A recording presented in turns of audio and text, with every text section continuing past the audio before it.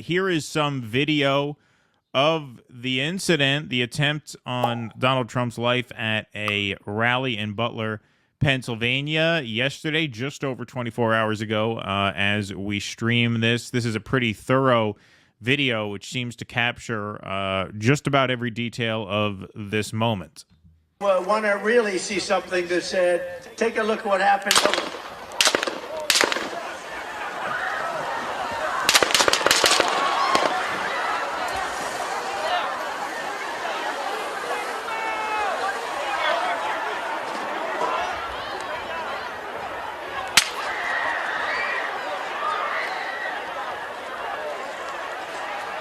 So the Secret Service gets him down under the podium. Now the camera refocuses.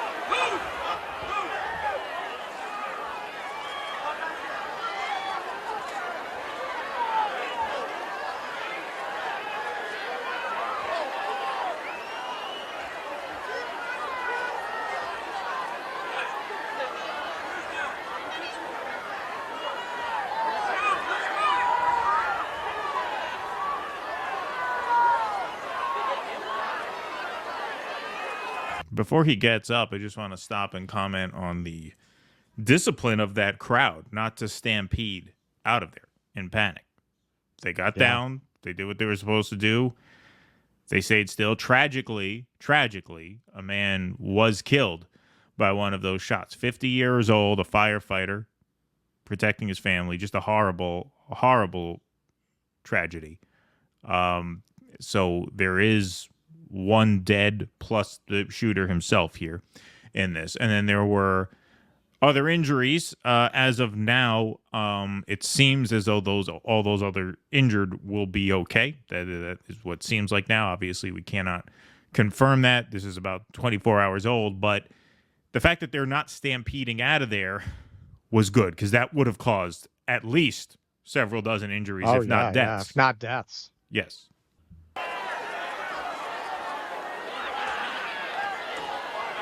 So now he gets up. Says, let me get my shoes. Now they're trying to get him out, and he says, wait.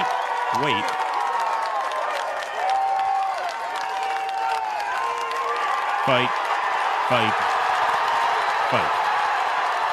And that is where you got what is now an iconic photo. Yep. Going to go down as one of the most iconic photos in American history. It's going to be one of those Dewey beats Truman kind of photos. Of course. I was saying on Kit's show yesterday, and I was going in raw with that, but I've had 24 hours to reflect on it, and I think it could be said that is as iconic an image there as the Twin Towers. You got the American flag in the background. You couldn't have staged it better.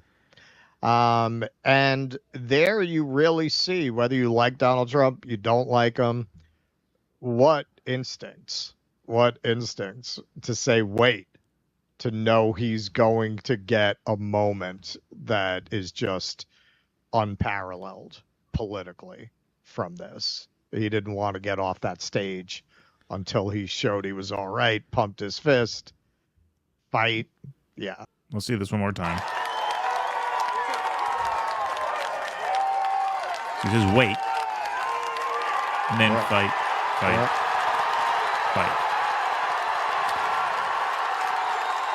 Now, there is one version of this video. I've watched too many videos to count here, but there is one version of it where you can hear the Secret Service, while they're huddled here, say that the shooter is down.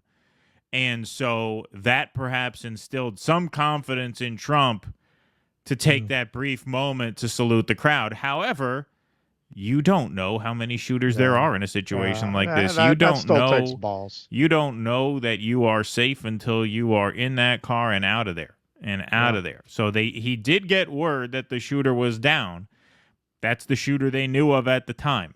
At the time, it is in an event like that, it is not clear what the hell is going on, and it is certainly not clear to him. So yeah, that took some brass, as Bill Clinton would say, to say, hold on, give me a second. And out of that, he created a moment that, you know, will live in history. I mean, this is a seismic, cataclysmic event anyway, without that moment. With that moment, you're talking about a politically seismic event. Obviously, it's a world historic event no matter what. In terms of the political trajectory of this year and the next 4 years, and now perhaps the next 8 years, it is impossible to overstate the significance of what happened yesterday. This is a world historic event, top 5 events in terms of their importance and their impact on what the future has in store for this country of this century, without a doubt. Without a doubt. 9/11, financial crash, probably the election of Donald Trump, COVID, and this. I mean, you're really talking about, just in terms of events that define an era, it is up there. That is in no way an overstatement. Yeah, the question now, and as we'll get into, is very fishy. It's very fishy. Grassy knoll does not even begin to describe the situation here. You could see the media scrambling to change the conversation away from their own complicity in creating an atmosphere of such fear around Donald Trump that something like this was almost inevitable, and trying to actually blame him for his own assassination attempt. But it's not going to work. And I think they're going to have a very hard time suppressing those stories of all the witnesses who saw the guy on the roof, which I know we'll get into. But it's over. I mean, it's over. The election is over if he gets to it, which I honestly think is a big if, especially after this. Yeah, he is politically unstoppable at this point. It is Right. It is a question of does he get there? Try And talking now, about the violence of of January 6th now. Try talking about that now. Try talking about Trump's violent supporters now. Try talking about, well, he's old too. After the guy just got shot, got up with a fist bump, as Jimmy said, walked down the stairs after getting shot better than Biden does after 8 hours sleep. So try throwing that. Well, why doesn't he have to take a test? This is why. Yeah, 100%. The shooter, Trump rally shooter identified as 20-year-old Pennsylvania man from NBC News. Law enforcement authorities have identified the man who made an assassination attempt on former President Donald Trump at a rally in Pennsylvania on Saturday. The FBI said the shooter, who is dead, was identified as 20-year-old Thomas Matthew Crooks of Bethel Park, Pennsylvania. The gunman was immediately neutralized by the Secret Service. Chief of Communications Anthony Guglielmi said. Crooks is believed to have fired 8 shots before he was taken down, said an official citing preliminary findings. Multiple suspicious canisters or containers were found in Crooks's vehicle, but it's unclear if they were functional as incendiary or explosive devices, 2 officials said. Apparently the Wall Street Journal had that reporting first, and now NBC is citing that. Crooks's family is cooperating with investigators, but his motive remains unclear, according to a senior law enforcement official who was briefed on the matter. Bethel Park is a predominantly white, relatively well-to-do city in the southern reaches of greater Pittsburgh. The site of the rally, Butler, is about an hour's drive north of Pittsburgh. Crooks graduated from Bethel Park High School in 2022. He was among more than a dozen students who received a National Math and Science Initiative Star Award that year, according to a story in the Pittsburgh Tribune Review. A high school classmate, Jason Kohler, 21, says Crooks was a loner who was bullied so much in high school. Crooks would regularly wear hunting outfits and was made fun of for the way he dressed, Kohler said. He would sit alone at lunch. He was just the outcast, Kohler added. It's honestly kind of sad. Michael Dujak, 20, who went to school with Crooks for most of his life, recalled him as a relatively reserved and quiet classmate. He didn't hear or see Crooks being actively bullied by their peers, but Crooks was on his own a lot, Dujak said. He couldn't recall Crooks ever being outspoken about politics or very active on social media. Dujuk was with some friends and acquaintances from high school on Saturday night when he learned that Crooks was the shooter. So there was a lot of speculation, and this is where people have to be more careful. They originally, the word got out on Twitter that it was some YouTuber, who I'm not even going to mention because it's not even fair at this point to go down there because it wasn't him.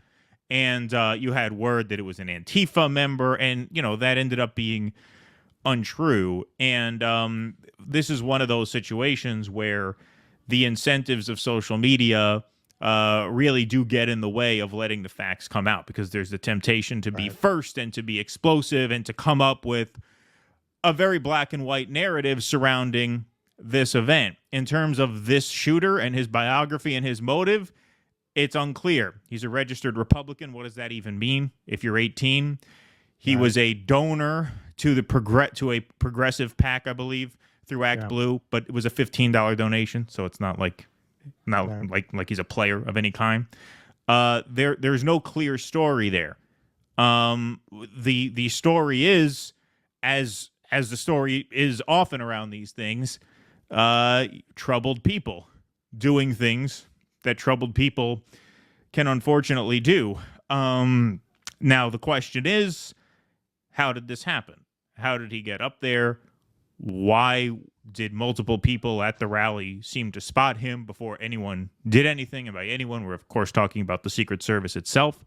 There's going to be an investigation about that, and we'll get more into that as the stream goes on. But in terms of the biographical details of the shooter, there's nothing that screams at you drawing a direct line from any sort of political ideology to this. And when a thing like this happens, one of the challenges for people like us who are more in the commentator space than the journalism space is parsing through all this information as it's coming in and deciding, okay, which of this are we confident about, to the point where we can come on here and tell all of you.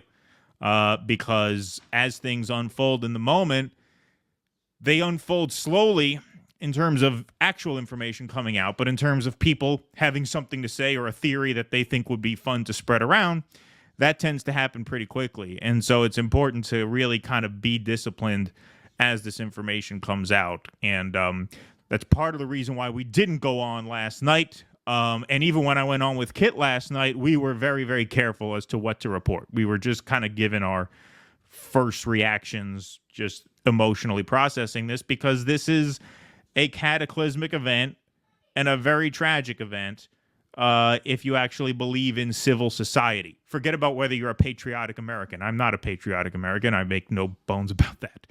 But I do want a civil society for my family, my friends, my kids, and their kids. And to anyone who wants that, this is a horribly tragic weekend. Yeah. You do have to be careful going down rabbit holes. I think that's always a danger when you start to violate Occam's razor. The simplest explanation is usually the best. At the same time, that statement says usually, not always. Usually the best. And I just mean in terms of people jumping the gun on the biographical details of the shooter and all that shit. Yeah. I understand. Yeah. But when you have a guy like this, so similar to so many others in some respects of these kind of loners, it creates a chicken and the egg kind of question. Well, sure, of course it's going to be a disturbed loner who does something like that. Or do certain three-letter agencies hone in on people like that for things like this? That, I think, is an open question, because when you look at the biography of this guy, there are millions of people like that who don't climb a roof. Where did he get that marksmanship? Oh, of course. That's like military training, and based on the information we have, he wasn't in the military. So how did he learn to shoot like that? So there are a lot of questions here. Oh, be obviously on that score. Well, yeah, I mean, we talked about that on Jimmy's show earlier. I'm obviously with you on that. I'm talking about you had guys like Dave Rubin come out and say, if it's true that he was Antifa should be called terrorist organization. Well, it's not true. Dave Rubin's a clown. Yeah, he's an idiot. But I'm saying we're kind of seeing in broad daylight, again, we're in East Berlin. I want to be careful. We're kind of seeing in broad daylight a assassination attempt with very, very suspicious features. And that causes all of it to be open to questioning, including the shooter and how he got involved in something like this. Please clap.